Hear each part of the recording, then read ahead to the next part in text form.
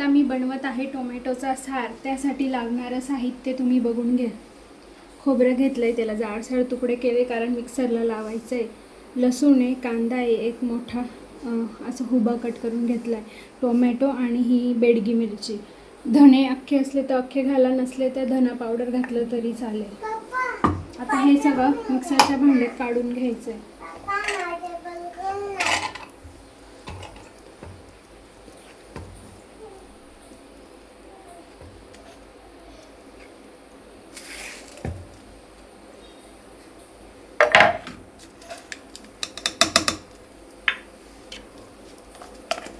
आणि याला बारीक वाटून घ्यायचं आहे.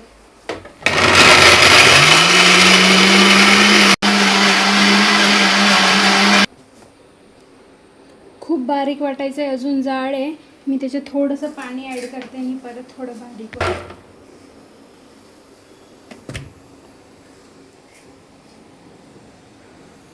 एवढं बारीक वाटायचं आहे. आणि आता आपला गॅस ऑन करते. फोडणीसाठी लागणारं साहित्य बघून घेऊया. मोहरी, जिरं, हळद, नमक, हिंग, कढीपत्ता आणि 2-3 लसूण ठेचून घेतले. सगळ्यात अगोदर कढईत तेल टाकून घेते.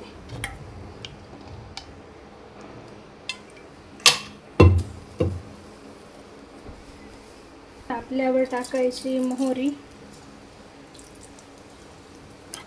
थोडासा हिंग,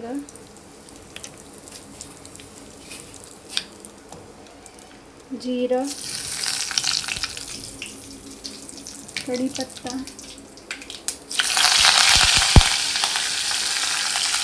लसूण मिक्स करून घ्यायचं छान.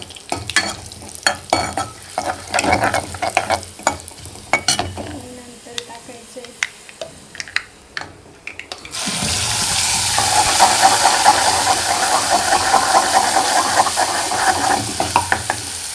त्याला छान मिक्स करून घ्यायचं.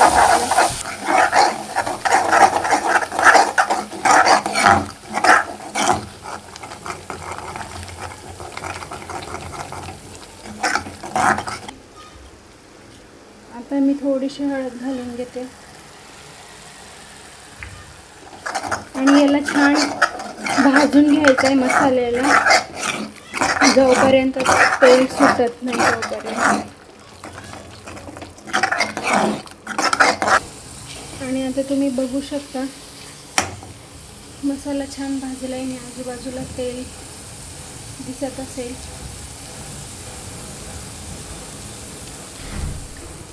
याचा अर्थ मसाला शिजला आहे. नंतर पाणी ॲड करून घ्यायचं. मसाल्यातून कच्चा स्मेल येत नाही आहे म्हणजे मसाला शिजला आहे. त्याच मिक्सरच्या भांड्यात मी पाणी ॲड केलं आहे, तेच पाणी मी घालते.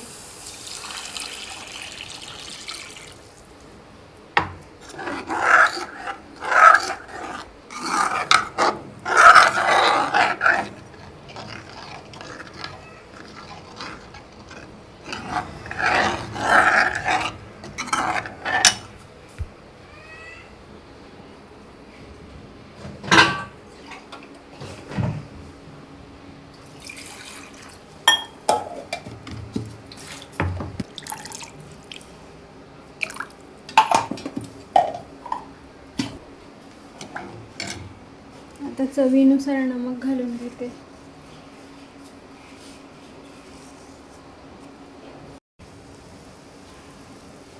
आणि सार उकडल्यावर तुम्ही बघू शकता त्याच्यात मी कोकम घालते.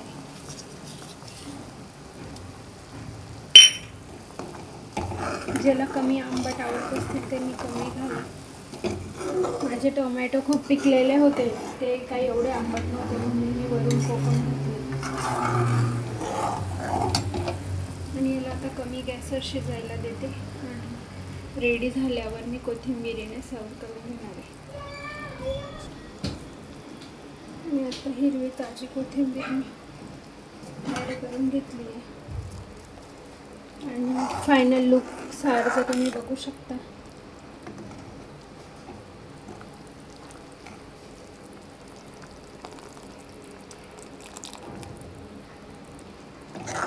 आणि आपला टोमॅटोचा सार रेडी आहे. झटपट होणारी ही अशी रेसिपी आहे.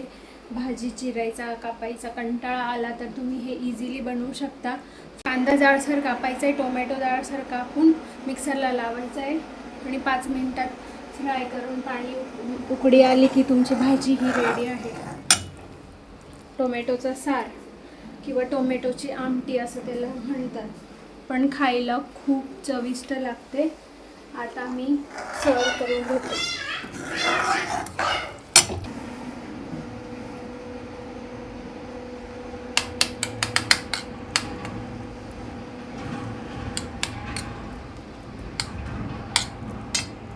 हे खाऊन सांगा कसं झालंय.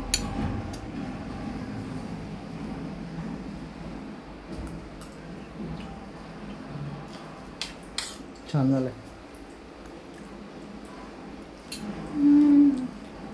खूप अमेझिंग आंबट लागत होतं. खूप छान वाटतं खायला. खूप छान झालंय. तुम्ही सुद्धा एकदा बनवून नक्की ट्राय करा, तुम्हालाही आवडेल. थँक्यू.